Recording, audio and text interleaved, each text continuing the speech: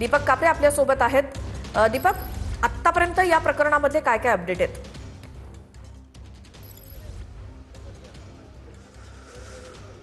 नक्कीच जी मुलगी आहे आणि जो मुलगा आहे ते रात्री 1:30 वाजता बारामती शहर पोलीस स्टेशन येथे हजर झालेले आहेत। काही वेळानंतर त्यांना न्यायालयात हजर देखील करण्यात येणार आहे। खऱ्या अर्थाने 2 दिवसांपूर्वी इंदापूर तालुक्यातील भिगवण येथे आई आणि भावाला मारहाण करून मुलीचं अपहरण झालं असा गुन्हा दाखल झाला होता।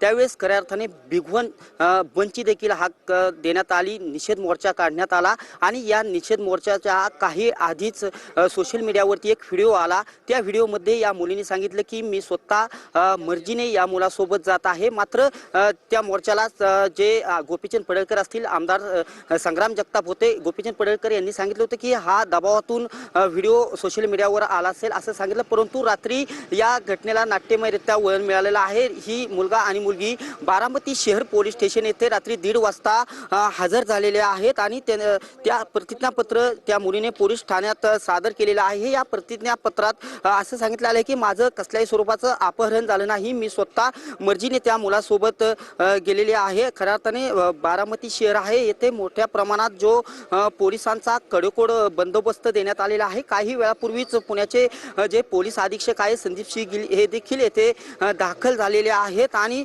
मुलीने खऱ्या अर्थाने जे प्रतिज्ञापत्र दिलेलं आहे की मी स्वतः या मुलासोबत मर्जीने गेलेले आहे। त्यामुळे जी मोर्चामध्ये ज्या घटना होत्या ह्याला नाट्यमयरित्या मिळालेला आहे आणि काही वेळानंतर जे मुलगा आणि मुलगी आहेत यांना जे बारामतीमधील न्यायालय आहे येथे हजर दीपक, करण्यात या सगळ्या माहितीसाठी धन्यवाद। न्यायालयामध्ये सादर केलं जाईल, त्यांना हजर केलं जाईल।